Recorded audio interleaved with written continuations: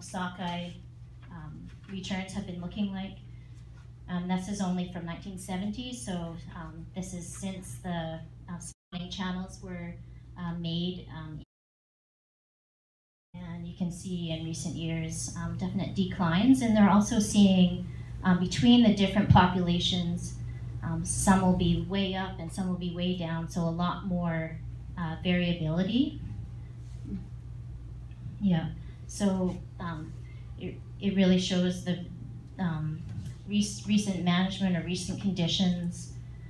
It's not working for wild populations, and some are either not recovering or looking like they're in trouble.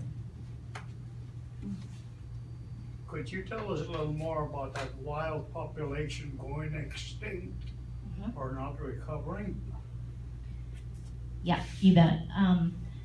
So there's a large number of populations within the Skeena, and this shows the Skeena and Nass. Sorry, it's not a great map, but all the purple dots are Nass populations, and all the red dots are Skeena populations.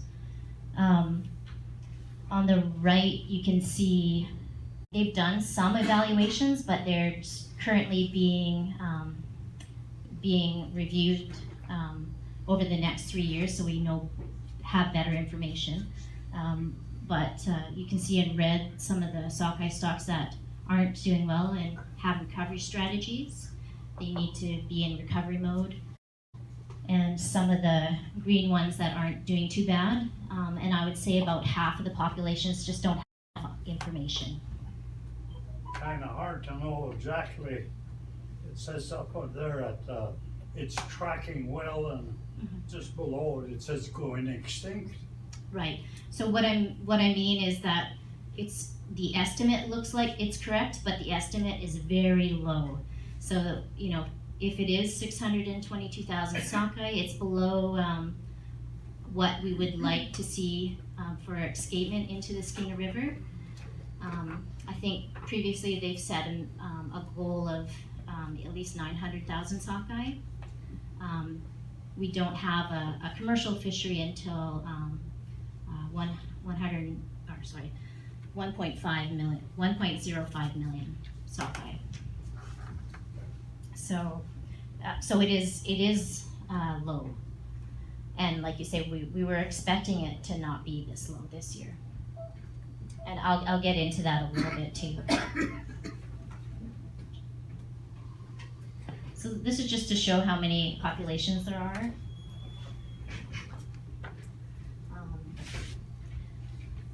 And when we talk about wild stocks, you certainly know way better than I do, how the fishing used to be, and how the fishing used to be a lot more selective and closer to the different spawning areas.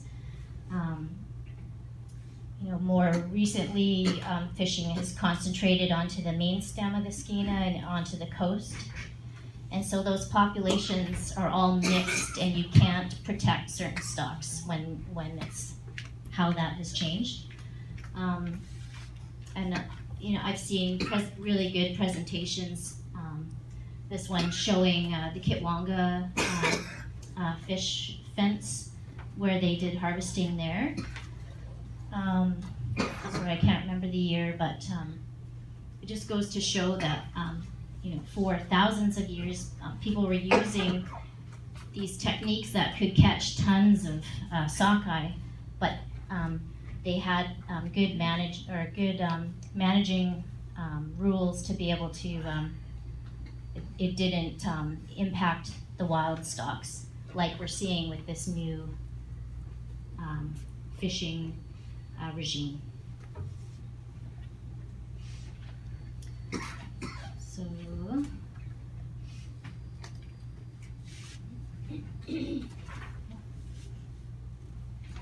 So just to show, I mentioned sockeye, about 90% of them are babbing. In the 60s and 70s, they constructed a man-made channels at Fulton and Pinkett on Babine Lake. Sorry, can't quite see it here, but Pinkett and Fulton. And there's a picture, I believe, of Fulton. Because they knew that the lake might have more capacity for fish and could produce more fish. And so basically there's a max number of fish that they can put into these channels to produce the max amount of fry. So if they go past a certain number of putting adult spawners into the channels, basically they'll produce less fry, disease, and they start to dig up their own reds, and it doesn't work. So it's tricky because they're trying to protect a number of stocks and also maximize fishing of these enhanced stocks.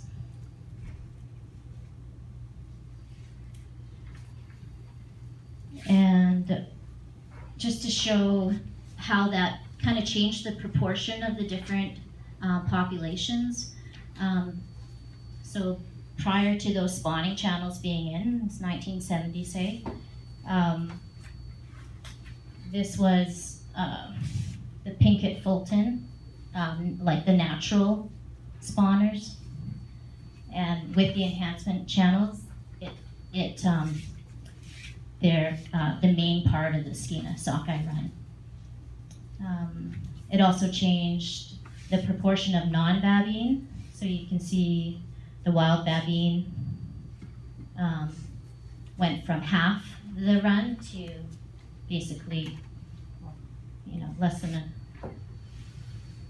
a quarter. So it really changed the proportion between enhanced fish and between wild stocks. And so that's a big part of why they're needing to update some of the goals for how many spawners we need on spawning grounds to maintain all the populations.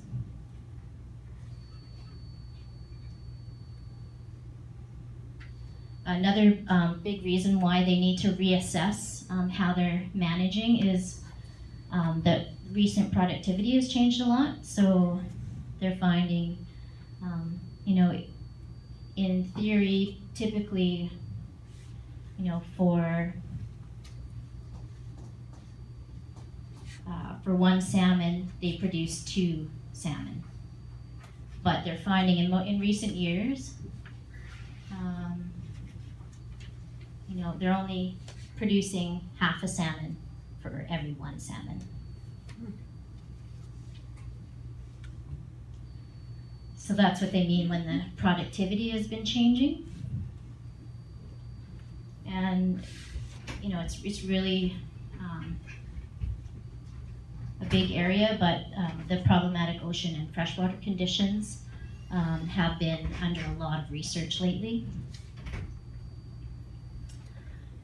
We expected this large number of sockeye this year, and why didn't they come back?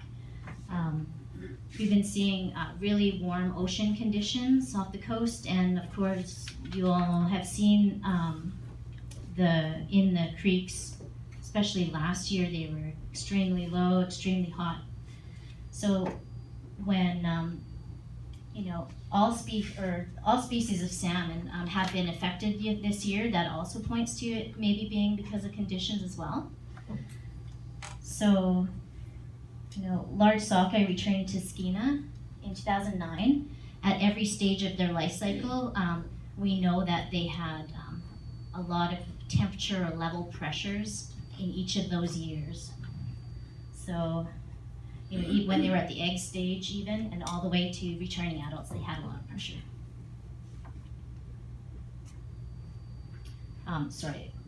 Temperature pressures. So temperature pressures in the ocean and in the river.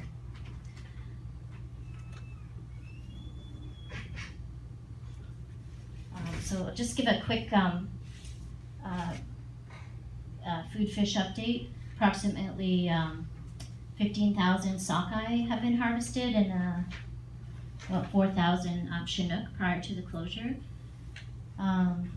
In recent years, well, not in recent years, in years of abundance, Gitxsan typically take 50 to 70,000 sockeye. And the allocation that is managed for is 100,000. In years of low abundance, because we have such a large mid-river fishery, we can take one of every 3 fish that's swimming by. Right now, probably can tell me better, but I hear there's tons of pinks in with the sockeye fishing. Looking at previous timing, the pinks should settle down next week, so hopefully be better for fishing.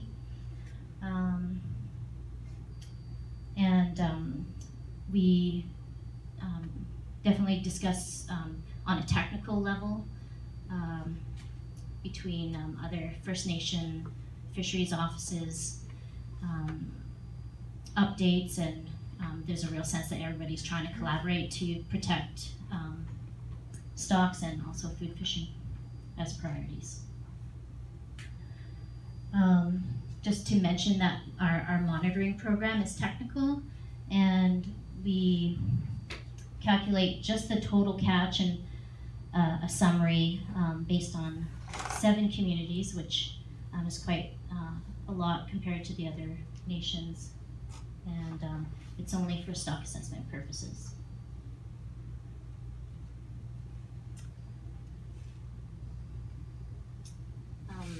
I can just run through quickly because I'm probably taking up too much time, but a couple of our stuff we're working on right now, but if there's any questions just on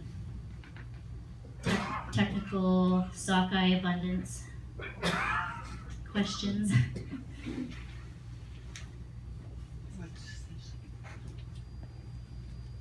And I'm open to questions after too. Oh, are you taking questions? Yeah, on this show. A thought just came to mind, the monitors, you said that you do monitoring to where, like, just along the river? Mm-hmm. And what do you monitor? Do you monitor the sports fishermen, or? Right. So this program itself is just for, it's designed for the food fishery, just to get a total number. But they do basically both effort surveys and interviews. And when we combine those, we can estimate the total. So it is actually one of the best programs in BC for a monitoring design. So basically they look at effort, so number of nets, all the way from Legate Creek all the way up to how far we go? Caribou or Caribou? But depending on the year, but caribou. Yeah, and it is, and of course include the lower Bulkley, and includes both the drift fishery and the set net fishery. Mm-hmm. So just for, we've been pushing, we have in past years been able to do creel surveys for sport fishing or things like that. And we love to get more funding to be able to do that. But that program is specific, and they're to make a note that they, really need to put out more monitoring and more people out there to monitor the rat fishery. Did that answer a little? Yeah, I wondered, I see the boats go by quite often now, where I didn't in the past. Oh, okay. So it's nice to see that happening. Yeah, it needs to be a bit random, but it's a consistent kind of set design so that we can do some calculations and keep it very summary level. Any of the details is very confidential. And so, like I say, it's only for scientific purposes. We just report it out for stock assessment. So basically, we will, at the end of the year, want to kind of do a counting of where all the fish went to see how the run did. Did we get enough spawners to the spawning grounds?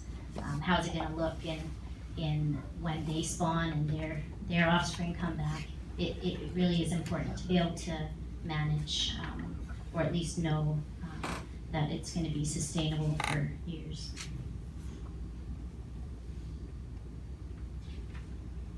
I don't know if you have something more.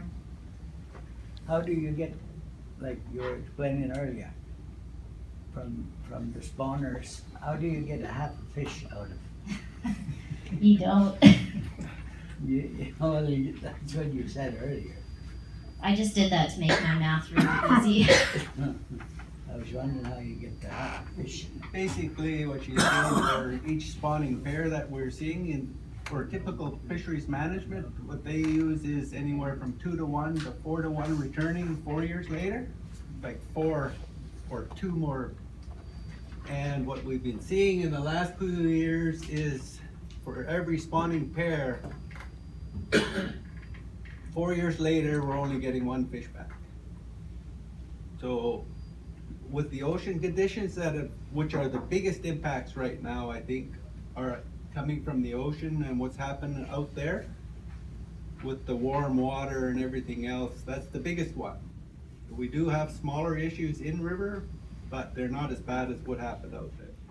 And I think the point would really happen this year that we need to think about with the blob that they called it in the ocean that began in 2014, 2015. But I think when we think about it, the 2014 and 2015 brood years, when they hit the ocean, there was the same amount of fry and smolts heading down, but when they hit the ocean, something happened out there that they collapsed out there. This is the warm water, and that's the biggest issue that we're running into right now. And so, if this trend continues,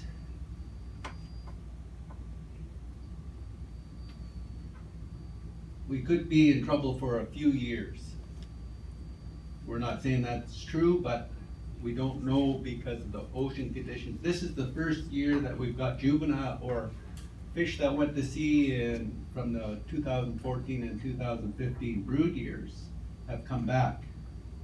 2013 we had a collapse of both brood years of the 4-year-olds and 5-year-olds. And that's another issue. The skeena fish come back as 4-year-olds and 5-year-olds. In the past, it was 50-50, 60-40 of 4-year-olds and 5-year-olds coming back. And what we've been seeing since prior to 2013, the skeena has only been running on 1 cylinder. Alicia, on the forecast that she had there, said we were only getting 12% 4-year-olds this year and 88% 5-year-olds. So in theory, we should be seeing bigger fish this year than normal, on average. But both brood years collapsed. We only got, I don't know what we got, but this is what happened in 2013 as well. Both brood years collapsed. So 1 year we'll get lots of smaller fish, 4-year-olds. The next year we'll get a lot of 5-year-olds. Next year, 4-year-olds, next year, 5-year-olds. Because that's the 1 cylinder that the skeena is running on right now. And when they both collapse, as they did in 2013, and as they did this year, we just don't get the fish. And so the issue is, how do we get through this? She talked about the wild populations. A lot of them are in trouble. Now, we talk about the security in food fish. The food fish we're getting right now and we're reliant upon is the Pinkett and Fulton sockeye spawner. there isn't enough wild populations returning to the Kistiaks, the Kivanga, the Bulkley, and other systems in the Skeena, so that when the baleen fish collapse, we still have those other fish coming in so we can still fish. So this talks about the diversity of the fish populations, and there was a research paper done by a doctoral candidate out of the SFU and one of their professors, and it talked about the importance of diversity in sustaining First Nations food fish. The Bulkley got hit before us, the Wet'suwet'en, because they're dependent primarily on the Nanaka, the Atna, the Upper Bulkley, and the river type spawners. All the other ones started to decline, and then when the Atna ran into problems, they couldn't meet their food fish needs out of the Bulkley anymore. So that's where we're at in terms of protecting the diversity of all these populations in the Skeena. So in the long term, we're protecting our food fish security by having all these other populations. So when one population collapses, we still have these other ones to rely upon. And we don't have that anymore.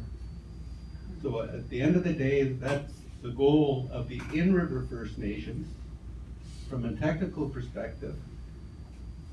And I think that the coastal First Nations now are beginning to see it, but they're not quite willing to accept it.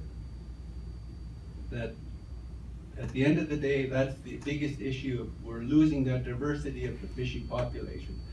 So we think about what they called it was in the report prepared by, I think it's Holly Nesbitt and Jonathan Moore.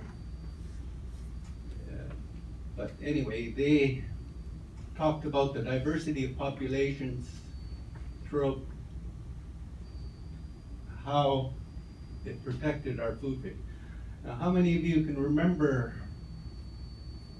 the Gitxsan fishery back in the 80s began in April, May, for Chinook, steelhead. It begins maybe in May now, but in June. It used to go right till the end of the season. We used to fish until October. Now we only fish till end of August, maybe September. So that's the diversity amongst species. Our fishery used to be April, May, June, July, August, September, and part of October. 6.5 months, 7 months. So that's the diversity of species. Now when we talk about our sockeye fishery, our sockeye fishery used to beginning of June with Chinook. We start to get sockeye, and it would go into September. So we had June, July, August, and September sockeye fishing, 4 months. Now our sockeye fishery is July, August. We've lost 2 months of our fishery. So that's, if we protect those wild populations, we protect our food fish security for the future. And that's our primary goal, is to do that. The biggest hiccup is changing DFO management. In order to do that, we can bounce up and down all we want with all the facts, the scientific stuff, unless we have all the First Nations on the Skeena walking together, they won't change anything.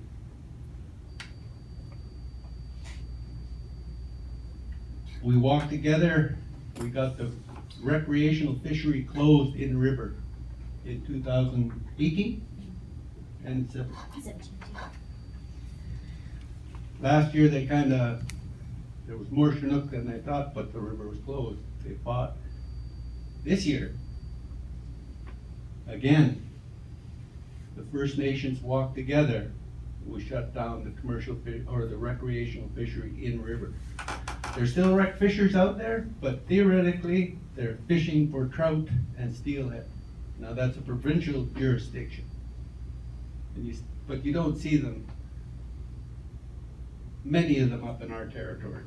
You go down to Terrace, then you see a few more, but you don't see as many as there was. You go down into the marine environment, which didn't get closed. Now, this was because the First Nations on the coast were thinking about different things. And all of a sudden, they just got fishing. Now they're asking for our help to support them in getting it closed. We could have done that prior to the season if the First Nations on the coast had wanted to walk together. But that's the biggest thing, is as long as the First Nations are walking together, we can make change. And it's coming, it's slow, but it's sure. But in terms of management, we've been working on it for, I'd say, 25 years, but it takes issues like this year and in 2013 that gets the people back together. I think when it really comes down to it, and they realized that they needed to protect their food fishery, that they started to come to ask us for our help in getting it done. It's coming, it's slow, but it's sure. And Lisha talked about reviewing the escapement needs for the Skeena. DFO said it was 400,000. But that's the lowest number of fish that ever returned to the Babine River, Babine system, and they recovered. That doesn't include the Kistias. That doesn't include all the other spawning populations in the Skeena. So, in low returns, that's where the 600,000 number came from, is that in order to, at least minimum number of spawners required at the spawning grounds in the wild populations, we need at least 250,000 in those things. For them to sustain themselves, that's just sustaining themselves. That's not rebounding.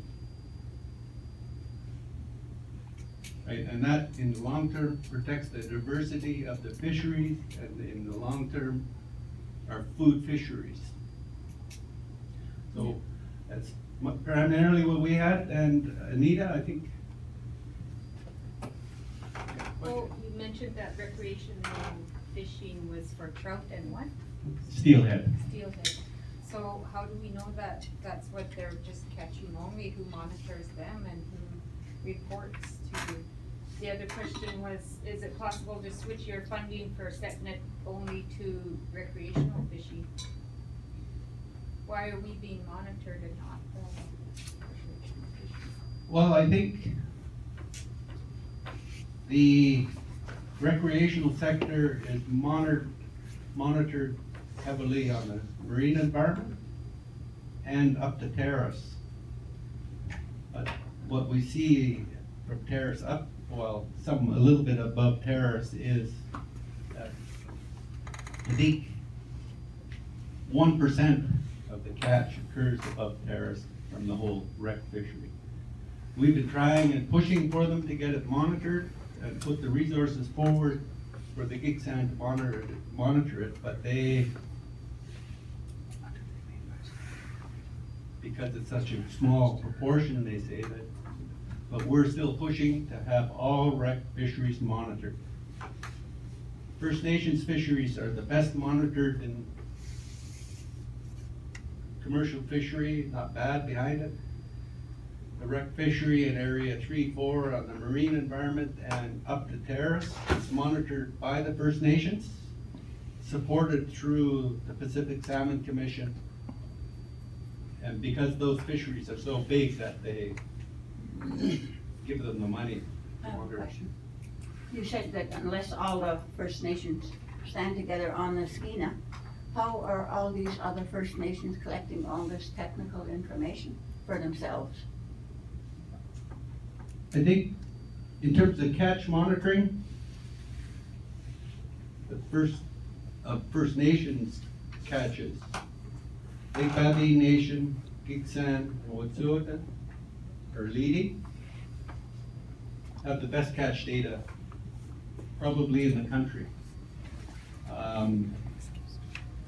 Gitxsan and Gitxsan are trying to catch up.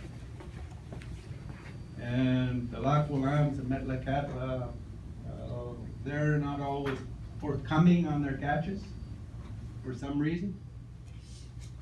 And so we're not sure on, they'll report to DFO, but they won't report to other First Nations. However, we've got nothing to hide. We know that the Gitxsan fishery is the largest First Nations fishery on the Skeena. And it can do damage in years of low return. Like this year, the start of the season, an example, we had, for every 3 sockeye coming up, entering our territories, we were taking 1 of them. We were at a 30% harvest rate at the beginning of the season on sockeye. So if we've got 400,000 coming back and we're taking a third of them, we have the potential to do serious damage. As the season went on, it went down a bit. We'd have to look at the numbers now, but that's the seriousness of the damage that our fishery could do to the long-term sustainability of the salmon. But anyway, we know. Yeah, I got 3 items here. The first one,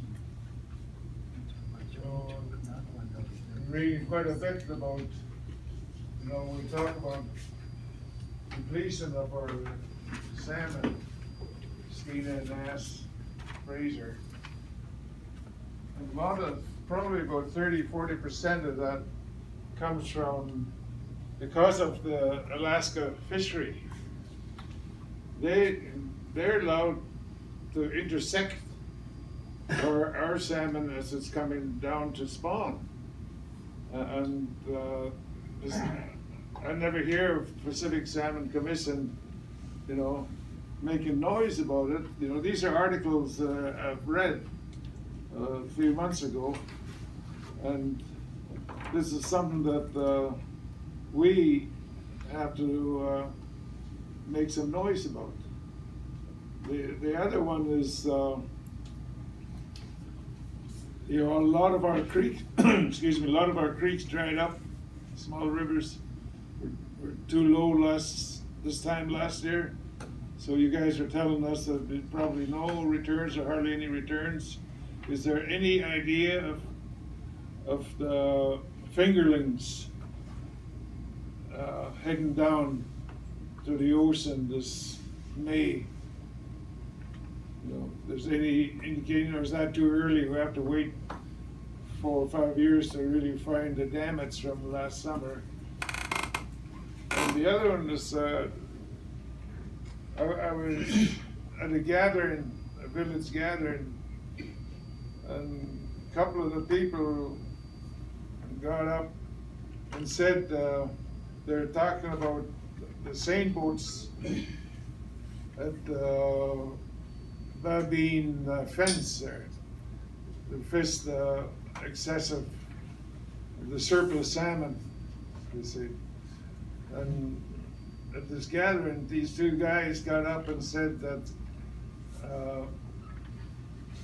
GWA has a seine boat there, and they're part of this harvesting of surplus salmon below Babine fence. And I don't think that's true. Do you guys have a seine boat there? No seine boat on the Babine. I'd probably get shot if we put a seine boat up there. Okay, first on the Pacific Salmon Treaty. We know what the Alaskans, what proportion of the Skeena run the Alaskans take on an annual basis. In years of low return like this, there is some discussions in backing them off, and they have done that. Well, according to this article, Yeah. they don't give a hoot about it. Oh, everything's by the Pacific Salmon Treaty, and so there's got to be data supporting their fisheries and the Canadian fisheries. Now, this is the trade-off.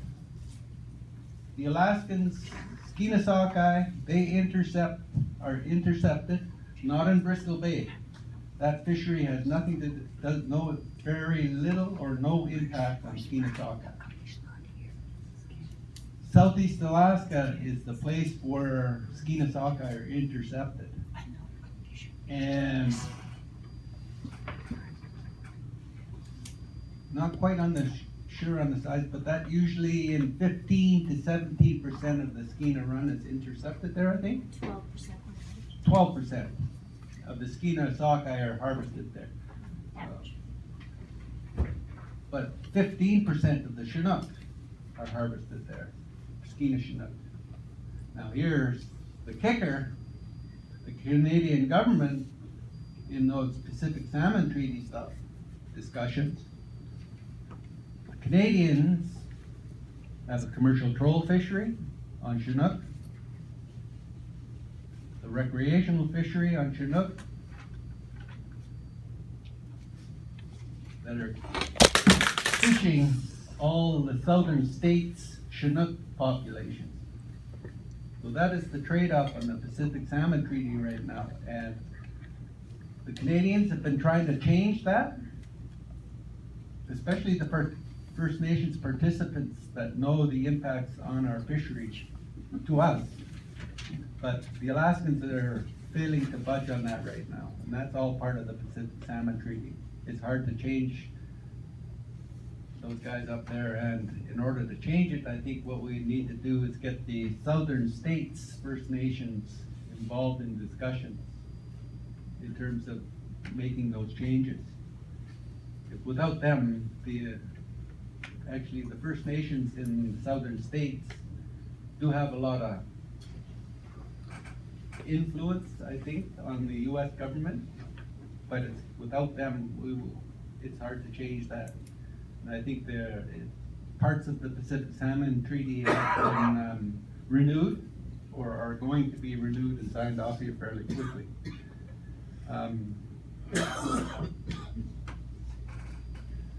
So that's the Pacific Salmon Treaty. You have no sailboat in the Babine. Well, the worst culprit with no accountability is the lodges, the fishing lodges up and down the coast, and especially over in Haida Gwaii.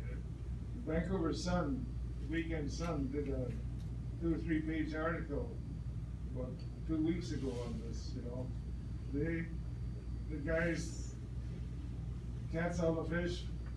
The DRO doesn't come in to ask for species. No accountability, halibut, everything.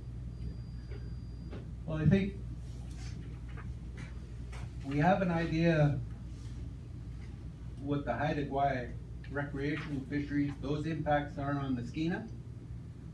And they're about 2 to 3% of the Skeena Chinook are caught out there. But when you think about it, you've got the northern boundary troll fishery that's taking a certain X amount of fish, maybe 5%. You've got Haida Gwaii taking another 2%, 3%. You've got the Area 3-4 rec taking another 5%. Then you've got the rec fishery below terrace taking another 5%. Then you've got the Alaskans taking 15%. And then above terrace, I think the number's 1% or less. I'm not positive on those numbers. But you think about that, they've nickeled and dimed us, other than, so what we see back here isn't much. So we've worked on the in-river stuff, we've got that. Now we need to work on the marine stuff in terms of management of the rec fisheries. It's a tough one, but like I said, we're getting there, and I think right now, years like this pull the people together, and that's the biggest thing. Thank you. Yeah. Oh, the Babine, I think there's got to be clarity on the Babine when they say in front of the fence. There's 3 fences on the Babine. There's one at the outlet of the Babine Lake. That's used for counting the fish into the Babine system as a whole. they never locked that, they never shut that down. The Lake Babine Nation might harvest fish there for food fish, and on occasion, a big returns, commercial purposes. And their commercial harvest at the fence would be the same as our beach seine fishery down here. Unless we didn't catch our allocation, as they're sitting up there, they mop up everybody else's under harvest, if you will. Now, they can only take that many at the fence. Now, the surplus fishery and the seine fisheries that everybody's talking about occur at the mouth of the Pickett and Fulton channels. Here. These two places. That's it. So they're fishing just Pickett and Fulton sockeye. Not all the sockeye everywhere else.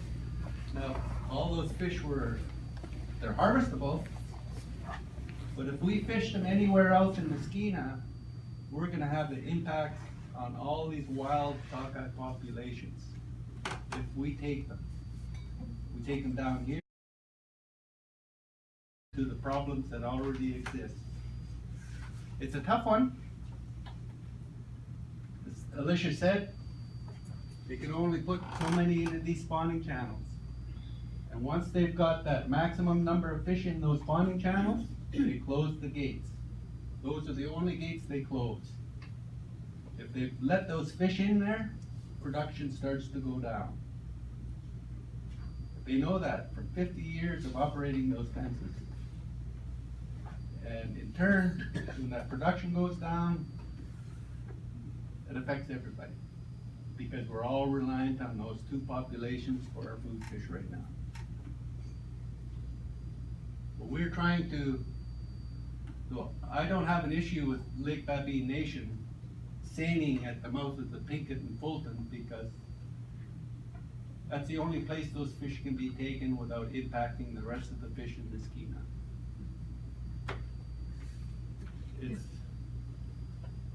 If we harvested those fish on the coast, that affects everything in the Skeena. We harvest them in our territories, it's going to impact Kispia, Bear, Bulkley, go down the list. But as you move upriver, the less impacts you have on other populations.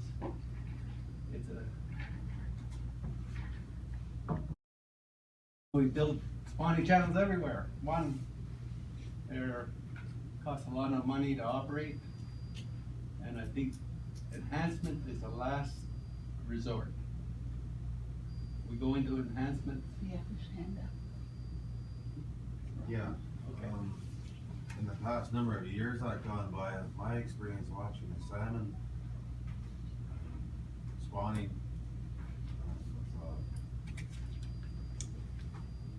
with the water getting all warm, they're moving into deeper spawning grounds because the water is getting a little bit too low and warm. And I've seen my experience of fishing. I've started when I was 7 years old. I see the salmon that they used to come close to shore, but now they're going in deeper. The spring salmon that I'm catching on drifting are really right in the middle of the Skeena River. And because of that too, the warming. And on the spawning grounds, I see a lot of disturbances with sport fishing and people driving their vehicles, seining in the Skeena. You know, that all disturbs all these spawning grounds. The sports fishermen, they walk right over the eggs. How many thousands of eggs are getting disturbed, right? That's from Terrace all the way down, all the way up to, you know, past. That's a lot of, our spawning grounds really need to be protected. in terms of protecting the habitat, Gitxsan, Wet'suwet'en, and Kitneyah, through the Skeena Fisheries Commission, have worked very hard to get the Fisheries Act updated. Yeah, the conservative government a number of years ago ripped all the teeth out of the Fisheries Act. And Christine Scott Nicky, David Latrimo, Tyler Warren, GWA staff, Kitneyah staff, and others worked hard to get all of those and more stuff put back into the Fisheries Act to protect our habitat. That's one thing that was done, that we've been working on, and the new Fisheries Act has been approved. I think it's been passed. The other thing is worked on was the Impact Assessment or Environmental Assessment Act. Had staff working very hard on that. So that stuff has been moved forward. The biggest one is oil tanker ban in the North Coast. We've been heavily involved in that. One of the Skeena Fisheries Commission staff, I don't know if it'd be a little naive or a little something there, but actually went to Alberta in front of the Senate Committee and all the oil barons, made a presentation on why oil tankers weren't good for the north coast of British Columbia. And he got out of there with his skin still attached. Anyway, Gitxsan. I heard they're going to be changing the Skeena pretty soon. Is that true? No. Only beach staining is used during economic fisheries or commercial fisheries. But during years like this,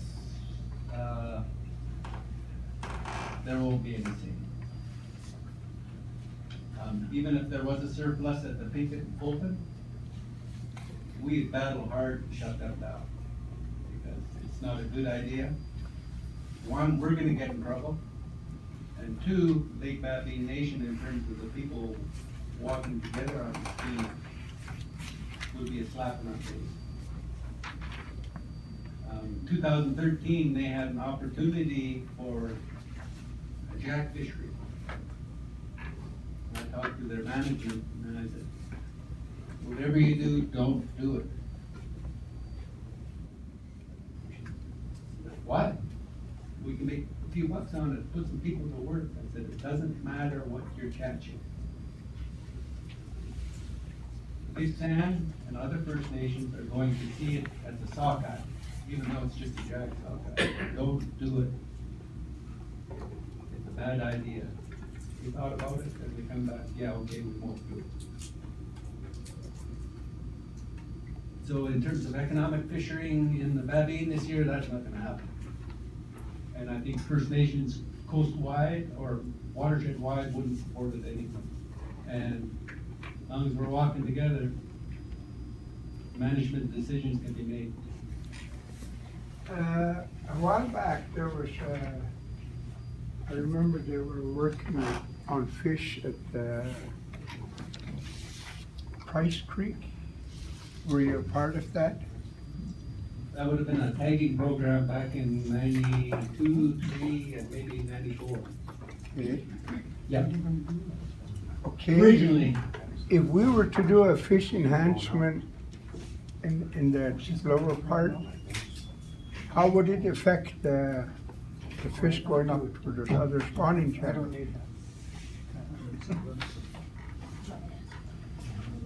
I think, like I said earlier, enhancement is our last resort.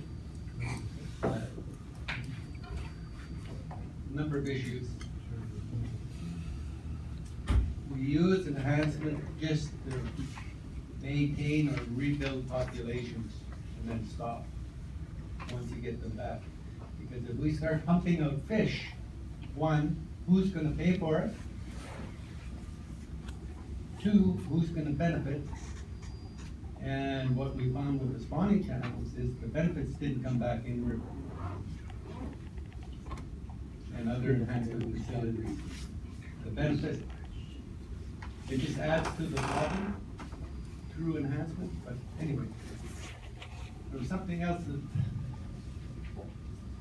I've forgotten. Ray had asked about the juvenile stuff. That's what it was. Lake Babine Nation has a smolt out migration project. The Gitxsan Watershed Authorities has one on Slamgish. And Kitneow has one on the Kiwaga River. So those are the populations that we're looking at in river. And I'm not sure if there's anybody else on the Skeena that has it. Not for some. For Sockeye. What was the big difference between last year and this year, Charlie? Why was there beach seining last year and not this year? What's the big difference?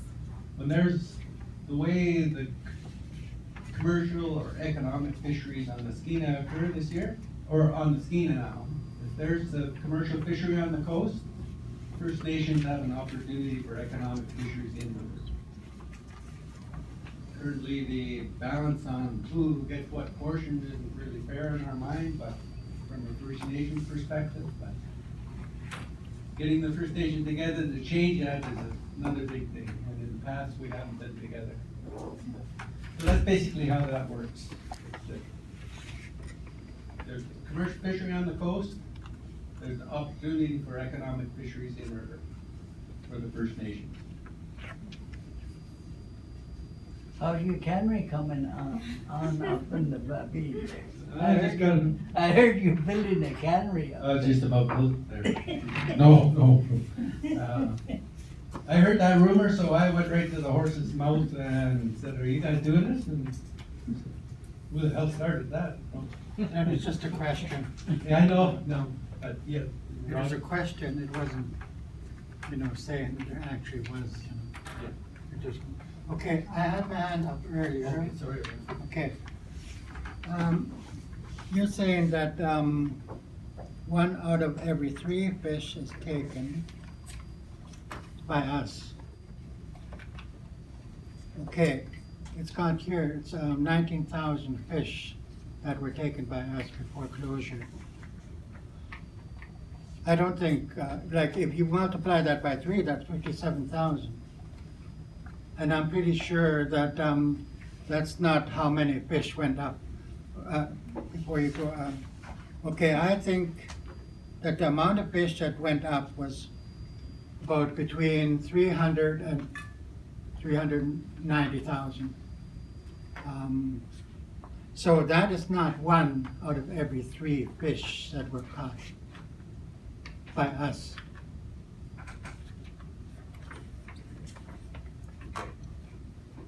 I'll explain that. So what we did, is we looked at the run that's coming through Tyee, how many fish every day were coming through. We know that our fishery is 10 days to 2 weeks past Tyee.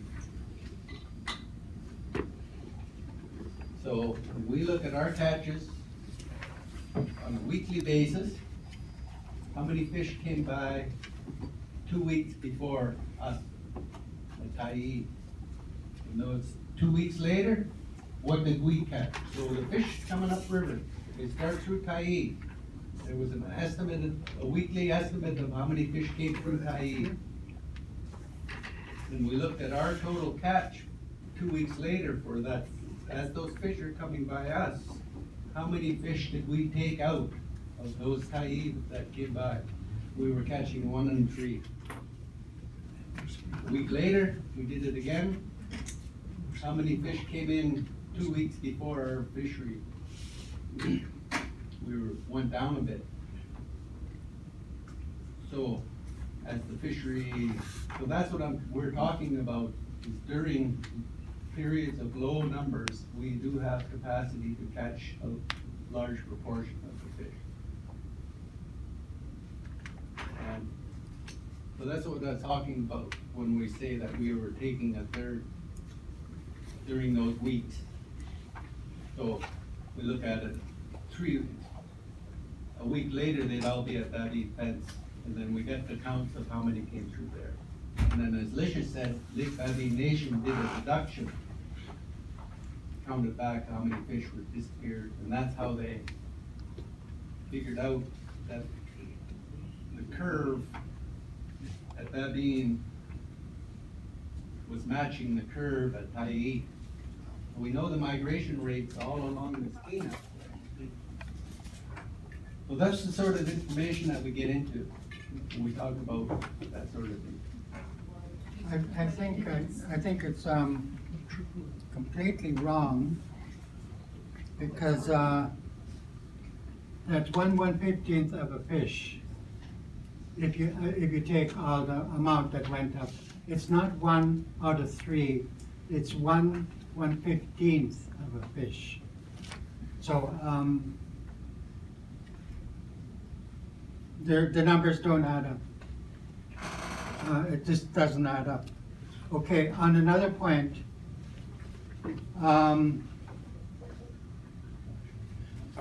I think that the fish, they know how to adapt to our environment. And right now, our environment is getting warm, very warm, and the ocean is getting warm. So they like it when it's cold.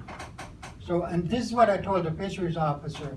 I told him, you're mismanaging the fish, I said, and we're the ones that are paying for it. Our people are not allowed to fish, I said. So you're mismanaging it. And when they did the closure, I talked to him.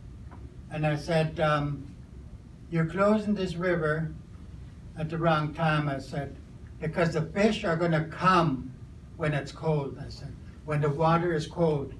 And that's near the fall. Last year, there were tons of fish in September. I think you know this, right?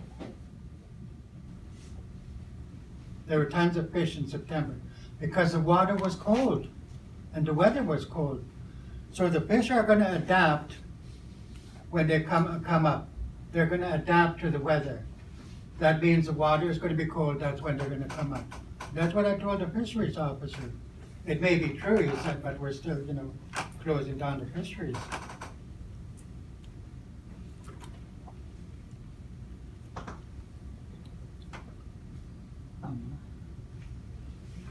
Are you pretty well done? I think so, yeah.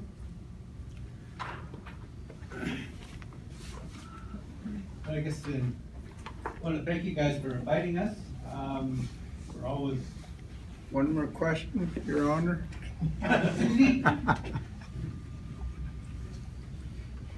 To this day, how many of the nations are working together to protect the wild stock?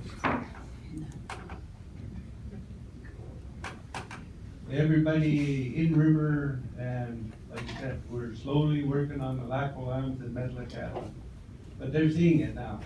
Okay. And to reach the Alaska natives? They're not as influential as the southern states. Those are those people that you need to influence is the southern U.S. states, First Nations. Okay, further up north there was earthquake. But would that affect the salmon movement? I'm not sure. I think what's the biggest impact on migration patterns of the salmon is the warm ocean temperatures. And that's why it seems strange in the last little while is that the fish come in right at the beginning. There's basically very few coming in, very few. Then all of a sudden a Tyee, bang, they're here. And same pattern this year. Bang, they're at Tyee. And then at the end of the season, happened again this year. Bang, that's it.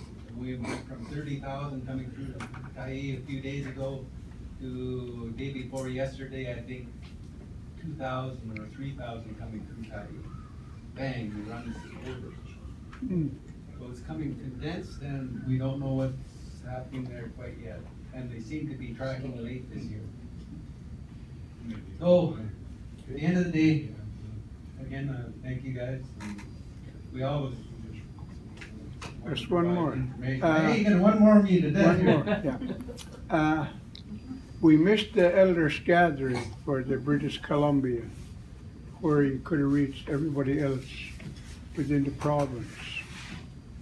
And if there was a place where you could go in next year, make arrangements and get this body, GWA, or whoever is involved, and reach the Haida people, because they have relatives up in Alaska.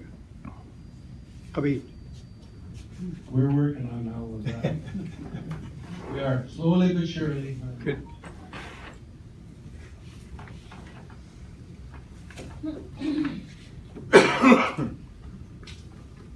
Thank you, Charlie.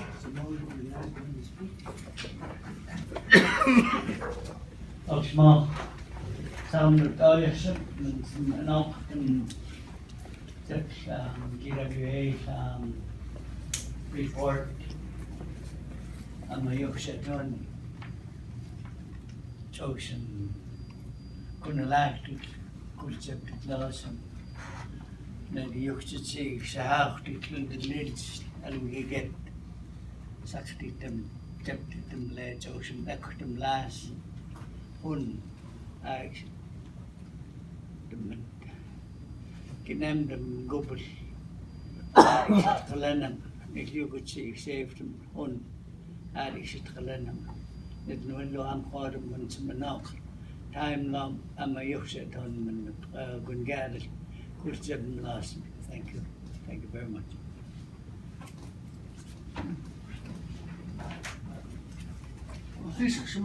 Hey. Thank you, Vern. Thank you, Chair. I'll give you the mic. Thank you, Charlie. Thank you, Ronnie. Thank you, Charlie. There's 20 minutes, tripled. Sorry. Okay. You guys want a break for 5 minutes? No, no. Okay, the next one on the agenda.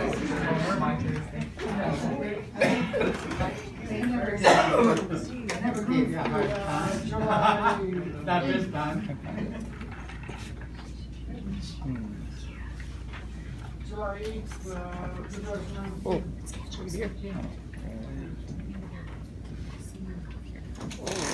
It's on the last page.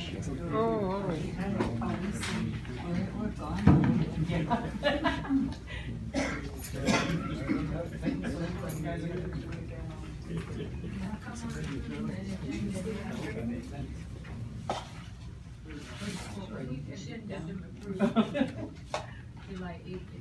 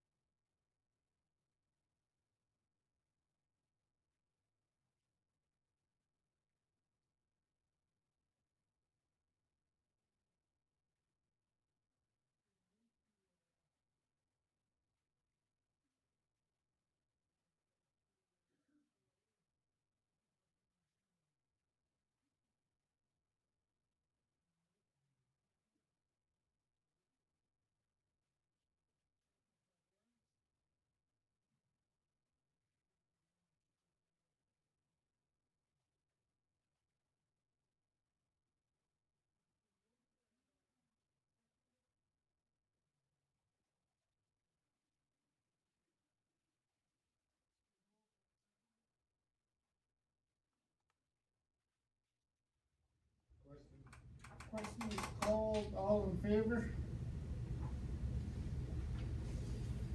Abstention? Against? You're against? The two hands up. Passed. Any business arising from it?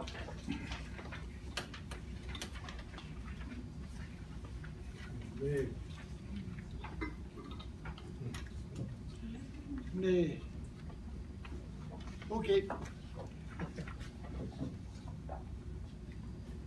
Number 5, 2 appointees to the Standing Committee on Gitxsan Jurisdiction. Purpose of this committee is to develop terms of reference for the Standing Committee.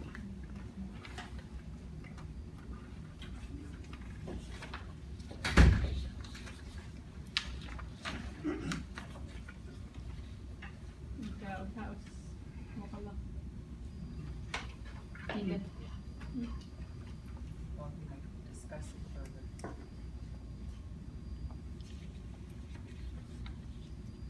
Okay. You ready, Vern? Yep. Okay.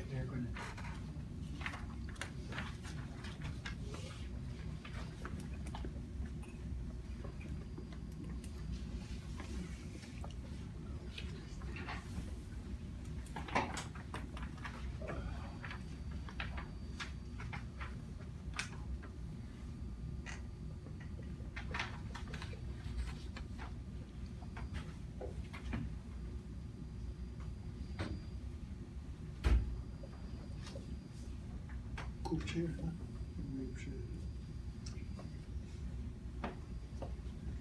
Okay, we're looking for appointment, 2 people. We're gonna get, on the 20th, we'll get 2 more from the Gitxsan. And the purpose is to look at the jurisdiction. For now, we got the crisis management team. And they're looking at dealing with the fisheries and the enact. So what this committee would start doing is determining how many, I think we got 70 enact, 179 enact, I mean, at least. Okay? And then we will develop the jurisdiction on that.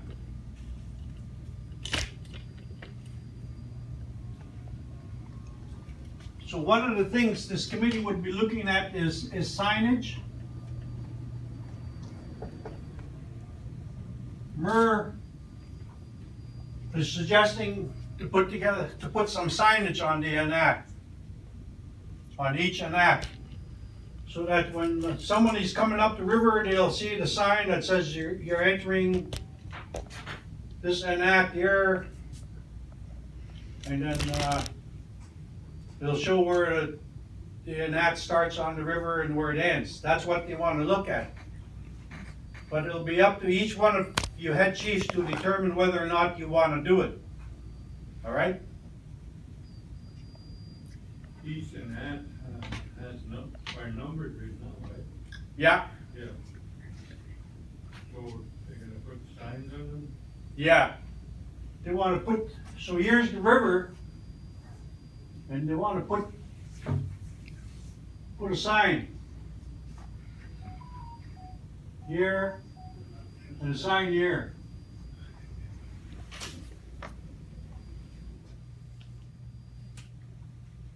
So they won't fish in here if there's no trespassing. We got a lot of good information out of Charlie.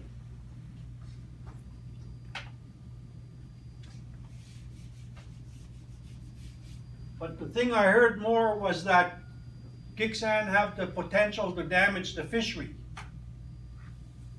That's totally opposite. The Gitxsan have the potential to save the fishery because you have the enact and you have the jurisdiction over the enact. No one has jurisdiction on the river, except the Gitxsan. DFO opens and closes the river.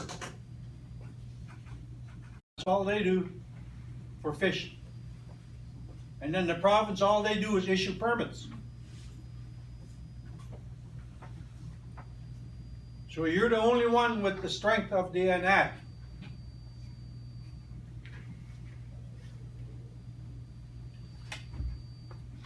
So what we look at here is signage and possible legislation, that sort of stuff.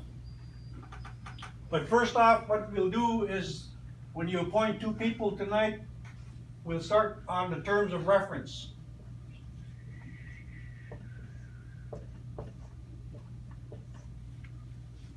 First thing we'll do is the terms of reference, then we'll start dealing with signage and legislation. The crisis management team is getting a little too busy to deal with things like signage and terms of reference for the jurisdiction. And what you will do, the fourth thing that you'll start doing is engaging. Engage with the province and engage with Canada. Here you'll deal with MER, FLINRO, and Canada you'll deal with DFO and transportation.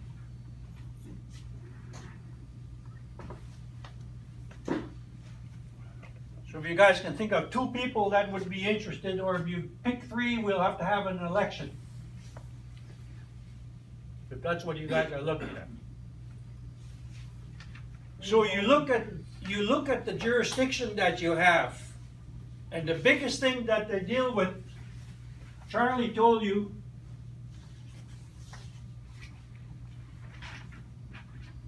there's a boat that's called the Sockeye Test Fishery. And Norman started to challenge those numbers.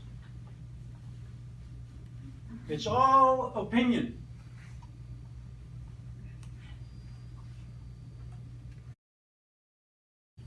And it's all guess. If you're a scientist, you say estimate. But I'm not a scientist, so I say guess. It's all a guess, those numbers. And then when the fish gets up to the babine, there's a fence there. And that's a guess too.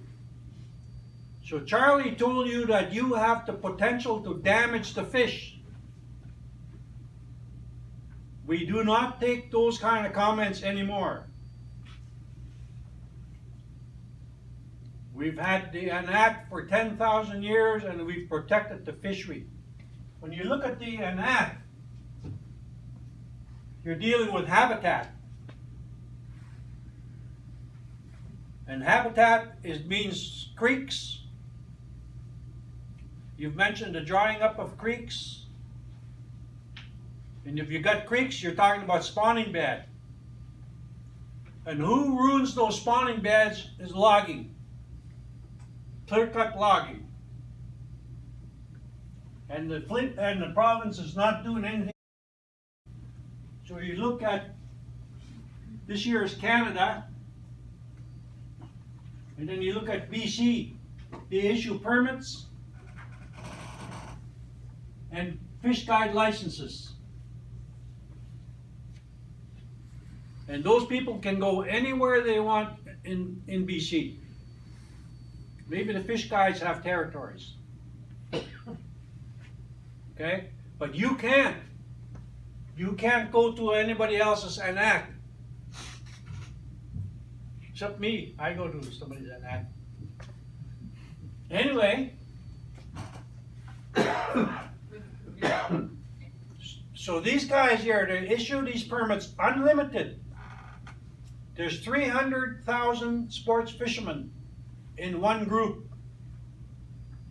So you times that to $30, $35 a permit. each year. So that's what the money that the province gives out. And this is for fish. And they also give permits and licenses to log. And they also give permits and licenses to mine. So all the province is doing is issuing all these permits and these licenses. But not one of them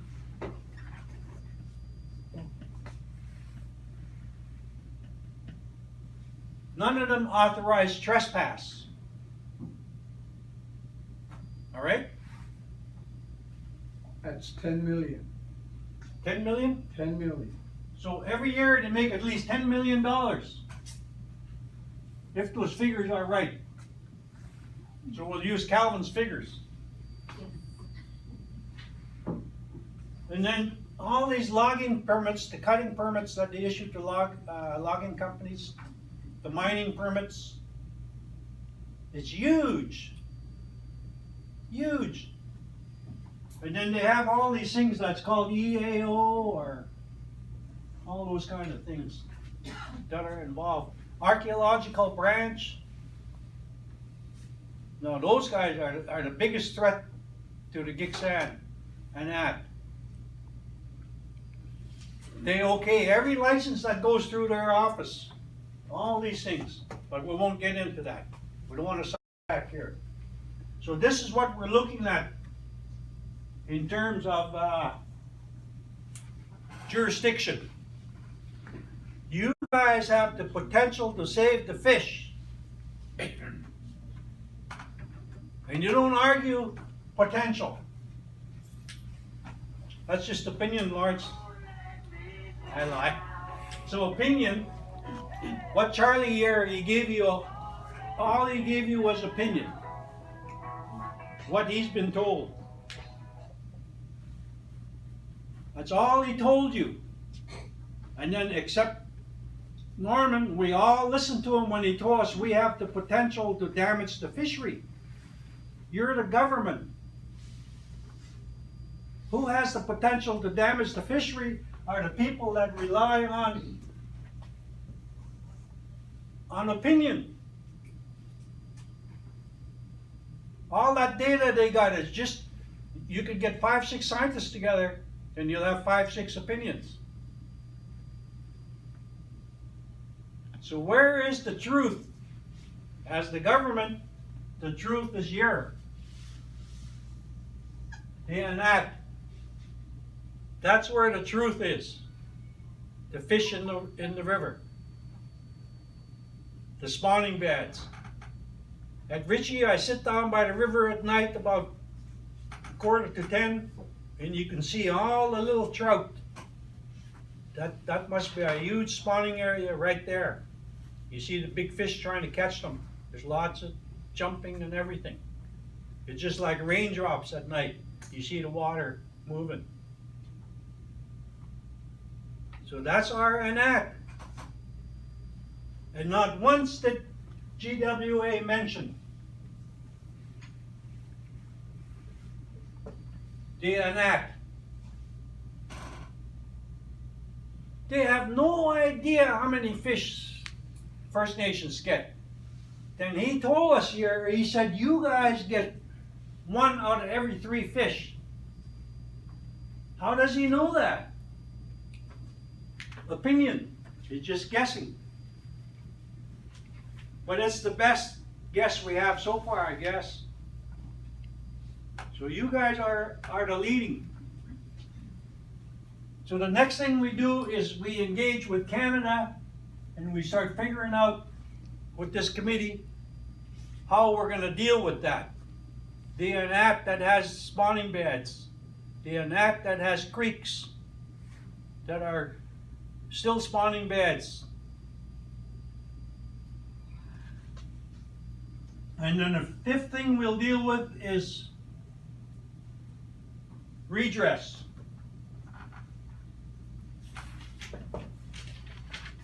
You guys see Trudeau?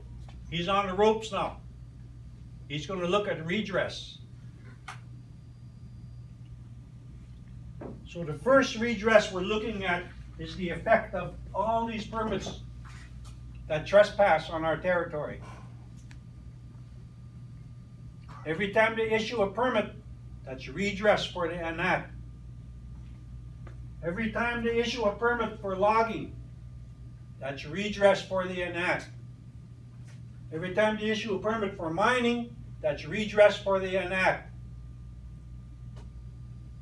You talk about transportation, you got the highway, you got the railway. Look at the railway as it goes along the river.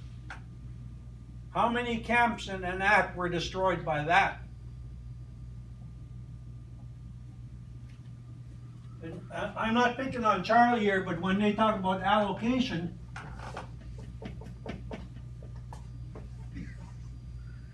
first thing, it's a breach of our human rights to determine how much food we should eat.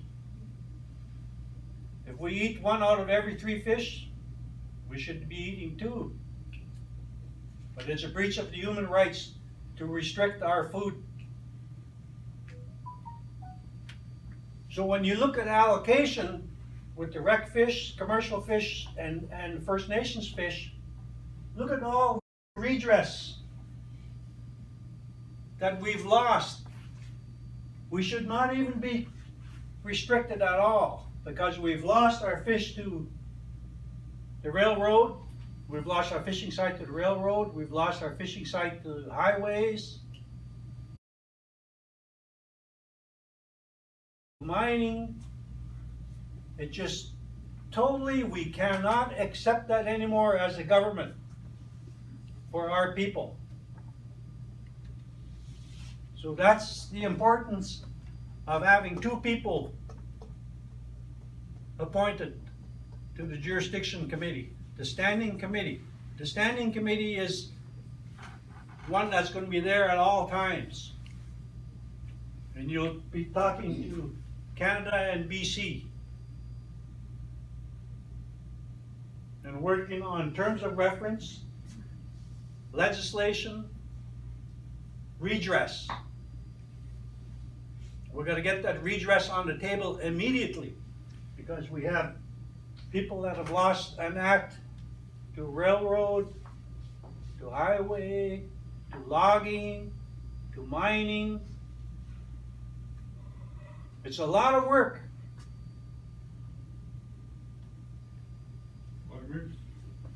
Farming.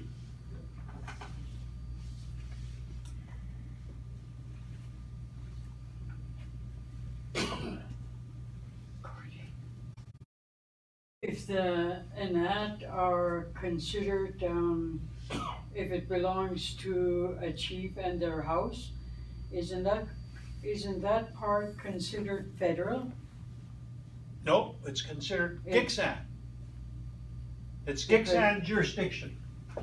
But wouldn't the government consider it as federal though? Because provincial cannot enforce anything on federal land. Yeah, that's the Indian Act Reserve. Yeah, but ours is our own jurisdiction. It's not Crown land, federal or provincial. It's Gitxsan. If we start getting into federal jurisdiction through the Indian Act, then we're restricting to the reserves, eh? So this is our jurisdiction. And they're not sure what to do with us. Okay, they don't know what to do with us. You can even see our friend GWA, they don't know. They're saying if the First Nations walk together, so he's saying, GWA is saying that they are the Gitxsan. And that they're trying to get the coastal people to walk with us. And that's fine, if he's helping doing some of our work. But jurisdiction is the answer. You guys got it. They enact.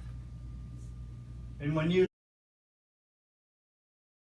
I only experienced this summer when there's fish. It just goes to different people. The father side, the cousins, different clans. A lot of people feed off an act. Lots of people. And you look at redress there too, with those permits, fishing permits. So now all that affected. So this is really big, serious stuff. And it's the easiest jurisdiction to take on. If we took on logging or mining, if we took on the lahip, we'll be fighting and fighting till the cows go home. But with the ANAT, it's straightforward. There's no federal jurisdiction and there's no provincial jurisdiction. Go ahead. Gordy, wouldn't it be some kind of a way to have develop an outline for all those things that you talked about, the control of the forestry, control of your territory, and the mining on your territory, and at some fishing sites they're on different territories, because on a fishing site you only get the little one. But then I trouble has got a fishing site right across here, and it's there. And I was told one time I'm not supposed to be over there by another person. They said, what the hell do you mean? This site belongs to my house group. I said, they may be walking across your land, but I get here. Yeah.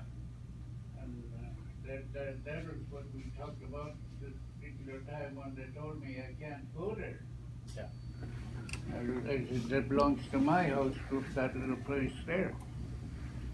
So the outline like you're requesting is what these people will be doing. They'll be for them. And they'll be working on the outline and how we're dealing with the jurisdiction. So that will take about six to 10 months work. But within 2 weeks, it'll start being effective. Because that's the way we live every day. It's there. We're not creating it out of midair. We got it. It's there. That'll be sort of putting together, when you put together your outline, be sort of putting together your whole constitution to come along with. Yeah. Because all the yokes are right in there. You can't do this, you gotta do this to go there. That's all got to be phrased in. Yeah. You betcha. And each one of you guys got to approve it. So everybody is in this together. The chiefs got to know that. They know about the territory, they know this guy's territory. That's why there's no mix-up. Each house group know where the hell the other one's territory is, and they know they can't go there. Yeah. But remember, we're all in this together. We're all in this together. We're going to have each other's back. No more gossip. We got to really protect each other, because you got to look at the subordination. All those other First Nations that Charlie's talking about, they're all controlled by DFO, because they have various projects and they have to protect those because people are employed. They need to eat. You guys don't have any projects like that. We don't have any subordination to DFO. So you guys are really clean, and you have the only jurisdiction on the river. No one else has that jurisdiction. So tonight, if you can appoint 2 people, and then on the 20th we'll get another 2 from Gitxsan. And then we'll work on the terms of reference, do the outline on all these issues. Whose boat are they gonna use when they put up those signs? That's what we're talking to the province about now. If our people even want signs, because we all know our enact. Because these guys can't trespass. They're not authorized to trespass. Well, we haven't, and that we haven't used in a long time, eh? Because there's a farm right above it, and we can't go down there because of that farm. That's why I brought up firemen. Yeah. See, all that stuff will go into this. And we'll all work together with this standing committee to bring up all those issues. Go, Ray. I put forth Dale Good's name as one of the committee members.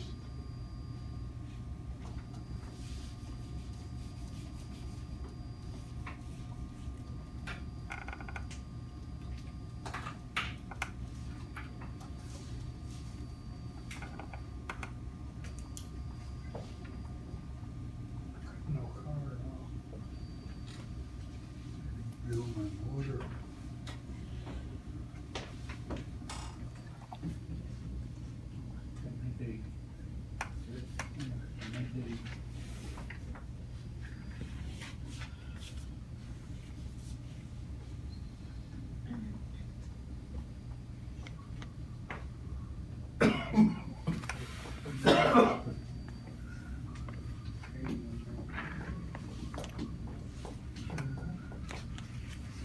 Oh, put the meters. Most of the screws are.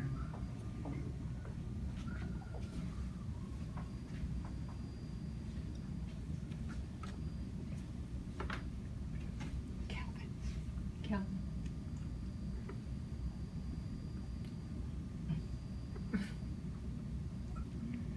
Any more?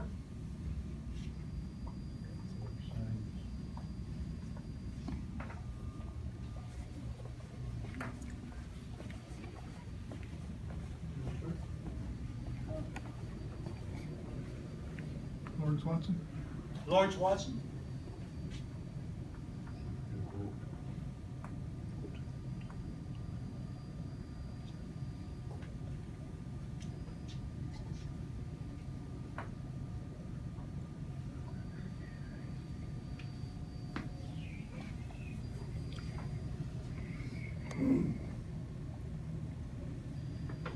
That one piece of information that Vernon put on the table, it's part of what they're gonna do under jurisdiction. Yeah. Yeah, because my mom always told us that information that you presented, everybody has to enact along the skin, but they don't have privy to the heap. He's always told us that if somebody has an enact on their territory, that's probably theirs. Any more names? Any more nomination? Move nomination cease. Does that sound democratic? Okay. Dale Good, do you accept? Yes. Anita Davis, you accept? I stand. Lawrence Watson, you accept? I'll accept. Okay, we got an election. We need ballots. I like that. We always gotta have an election.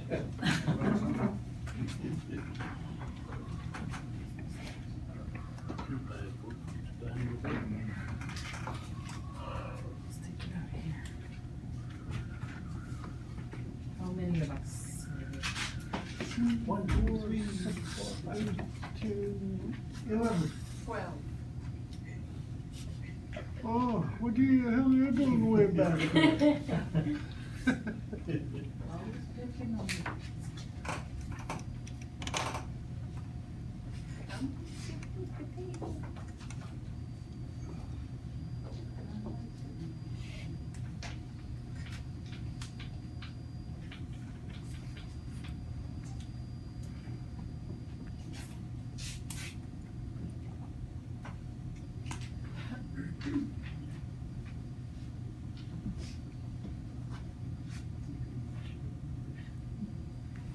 So we vote for 2? Vote for 2. So you need 2 ballots? 9, 10. No, you just, Ten. no, you just need one, just put 2 names down on one. 2 on one. Yeah, you put 2 names on the ballot.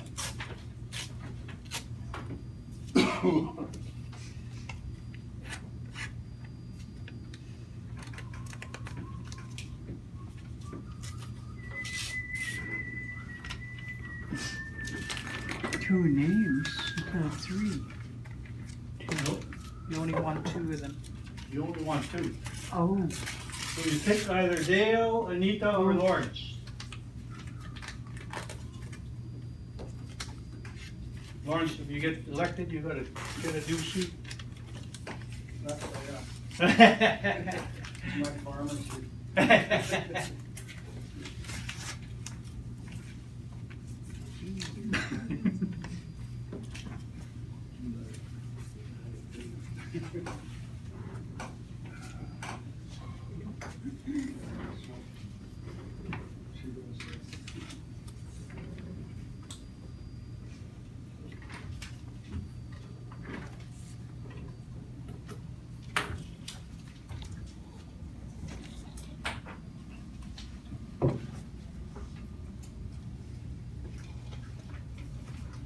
We'll give it to electoral officer.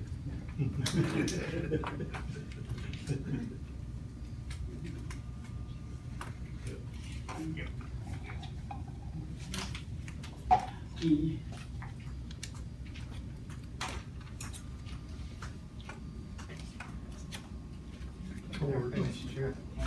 Folding it up, make sure you don't see it.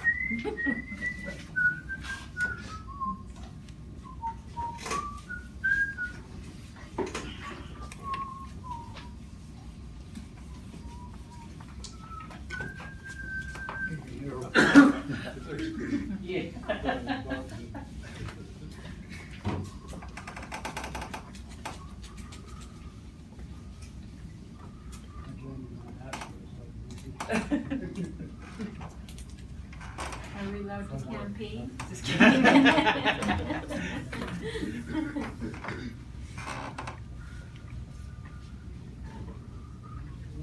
So when there's when you go to that question period, when there's an election, people running stand up and form. Candidates form.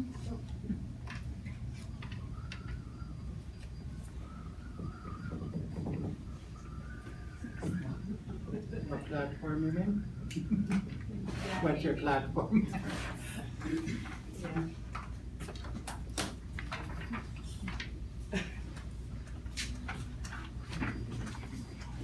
Need help? Well, you could just do it here, eh?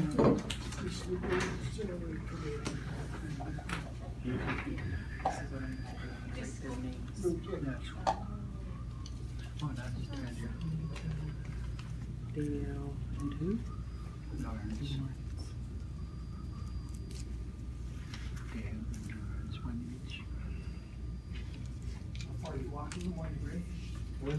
How fast you walking? Lawrence. Oh, depends on the day. Oh, yeah. This morning, just, 30 minutes home. Dale, Anita. 7:30 here. Oh, no. Dale, Lawrence. By the time I got home, before the. Anita, Lawrence.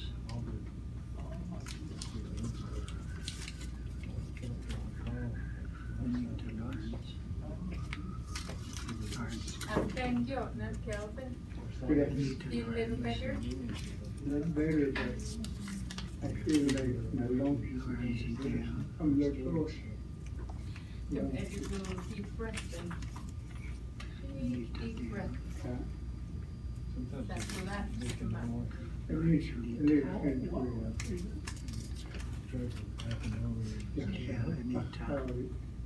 Dale and Anita. well, it was late. Yeah, and no, that's a pacemaker. That doctor punctured my lung. It's given them half an hour. The milk in 2.5 hours. This sa books is here. I said there's something wrong. I woke up. Said somehow this man. You on the other side? Here, just might want to like. Go ahead. Okay, so Dale and Lawrence. You guys got it.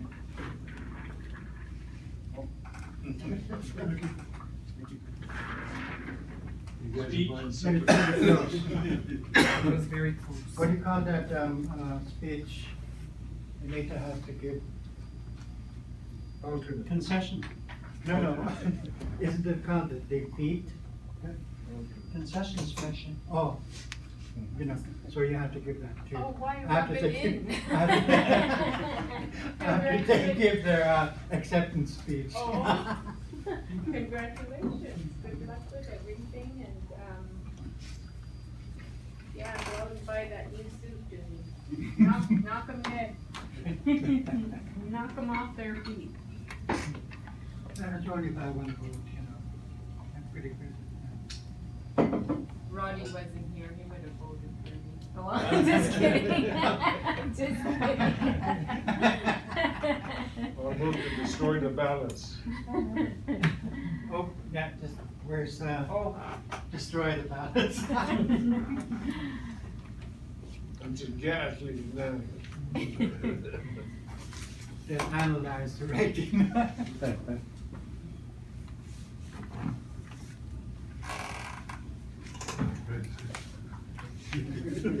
Just the CMP report you were done. Okay, you guys gonna make an acceptance speech before we move on, or? We'll let you know in a couple of weeks. You'll be back in a couple of weeks? We'll let you know in a couple of weeks. That's the terms of references are. Like I say, I'm looking forward to working with Dale. I'm not a very educated man, but I'm willing to learn. I think this is going to be anything I can do to help to make sure that we save our fish for our children and grandchildren. I'm willing to step forward and make this. I admit I'm not very educated, but it's going to be a huge learning step for me, but I'm willing to work with Dale.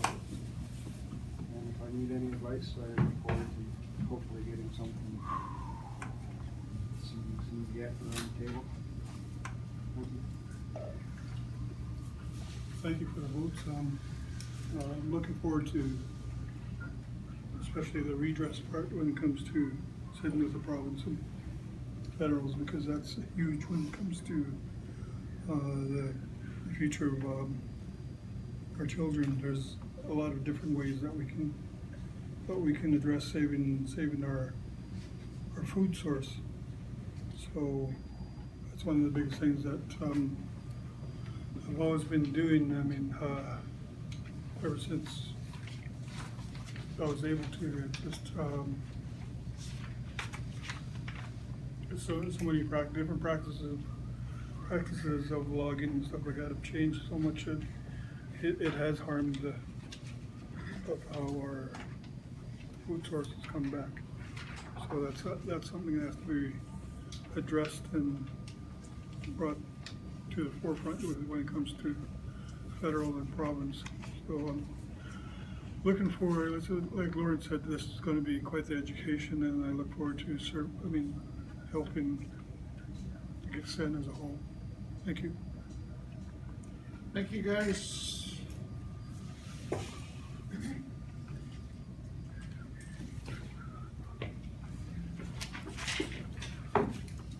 Larry. Okay. Yeah, I'm just like you guys. You know, there are terms that we have to learn. One of them is FSC, food, social, and ceremonial.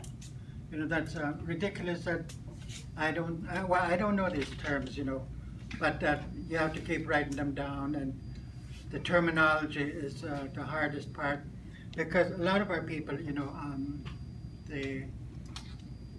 they work in the offices like this, and these are the terms that they use. FSC, all the time I didn't know what FSC meant. But, you know, anyways, when we did that release, that news release, I'll start on that. I've been looking at online, and I'm a little shocked at how much feedback is coming back about the content of our presentation. I've seen a lot of comments about Jim Patterson. I especially brought that name up at that time at the presentation because he was he's pulling the strings of DFO, and he's getting away with it. I mentioned this before, that the government is allowing these people to come in and tell them what to do. They're getting their people in to lobby for them, and because of this, they are creating laws which allow these people to come in. For one, Jim Patterson, and then another one is that Lavalin. I forgot the name. The Lavalin. SNC. Yeah, that one. So you have all these people coming in, and this is what I'm reading after our presentation to the news, our news release, and it's really nice to hear that people are actually using the information that we put forward. And it's good to hear Dale say that we're here to help the Gitxsan plus the future children that are coming. And that is what I said at that presentation, that we are here for our flowers. And I stressed flowers, and then I told them what flowers was, and that was our children, our future children and their children and children. So that is my goal as well, to help our people. And when I challenged Charlie about what he said about us getting one out of every 3, no, it's not even a fin what we're getting, a fin of a fish what we're getting. Because if you count the fish, there's hundreds of thousands of fish coming up. And we got 19,000 of them at that time? No, that's not even a fin of a fish, what we're getting.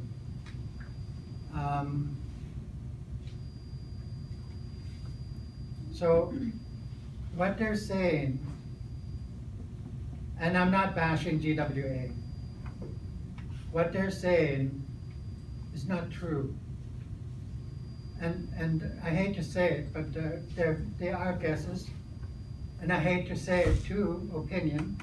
I don't like that word opinion because, you know, we do have to say our opinions at this table. Now, whether they're regarded as opinions or not, we have to say it. This may concern our laws. When we say these things, they're not real opinions. They are based on facts. We come from a nation whose laws have been here for thousands of years, written in stone, compared to what the white people are doing. Each day their laws are changing, and you have people like Patterson, who are changing the laws so that it'll suit their purpose, whereas our laws have remained with us for thousands of years. So that is what happened from the news release. There was a lot of positive news releases, feedback from our own people. You know, they, at first, when they talked about the crisis management team, they said it was a joke. They said it was a joke. And that is one comment. And I found that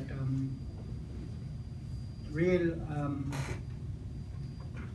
disheartening when you think it could come from somebody very close, you know. But you know, it could be a redneck as well. So, anyways, at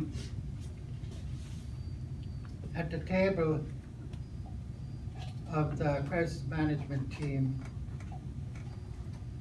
we discussed a lot of things, and one of the things we discussed was the closure of our fisheries for food, social, and ceremonial purposes. I didn't agree with it, and I still don't, because of what I told Charlie. And I don't think anybody made fun of the Gitxsan Watershed Authority at this table. It was just brought up. Nobody made fun of them or what they're saying. And I told them that tonight. You heard me. So what happened with the closure is I went against it because the fisheries did not use the law. They did not use the law. Their own laws. They did not use it. And when I say this, these laws come from the cases that are fought in court. And one of them is justification. There is no justification on their part to close the fisheries. Now, when they're going to close the fisheries for to conserve the fish, that is one of the main reasons why they could close the fisheries. Conservation. That is in the laws, that they can close it for this reason, and that's part of justification. They have to justify what they are doing in order for them to close it. But they didn't justify it this time. They did it unlawfully. And that's not right. Now, when I say they did it unlawfully, the first thing that it has to be shut down is commercial fishing. I don't know if it's still going on right now. But, and then the next thing they have to shut down is sports fishing. That wasn't shut down. Therein lies their transgression, I guess you could say, against the laws. They broke the laws at that time. They didn't close the sports fishing, but they closed the food, social, and ceremonial fishing for Gitxsan.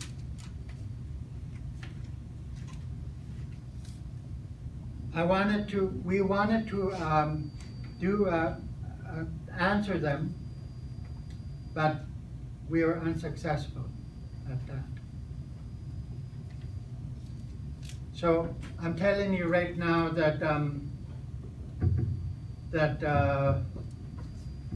the closure of the fishing for Gitxsan people was unlawful. And when we meet with them, and again in September, I'm going to address Amy. And they had a meeting. They had a meeting, but we weren't included with that. So when we do see them again in September, I will be addressing what I'm talking about right now.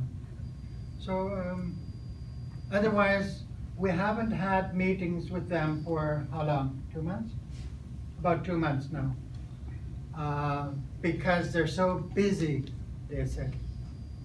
Well, that's not right. That's they're BSing. They just didn't want to meet us because they were going to close the fisheries for our people.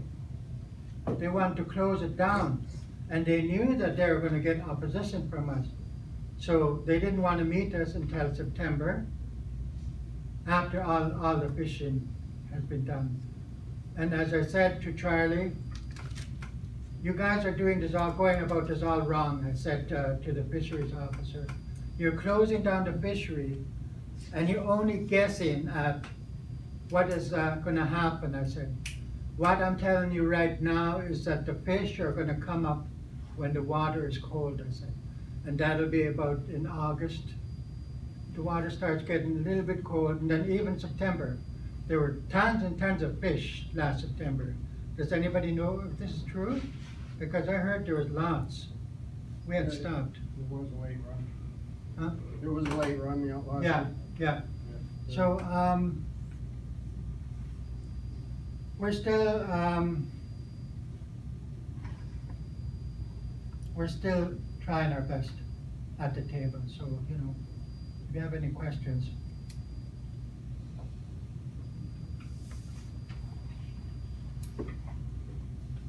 No questions.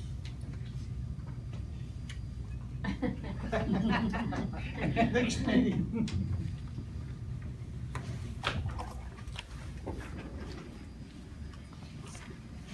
September?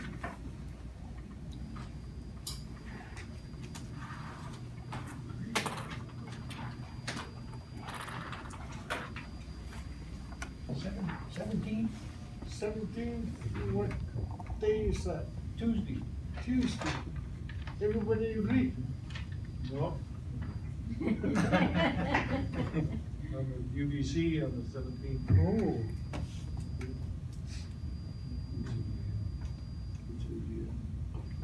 Is it second Tuesday? 24th? 24th? Larry says there's Seventeen.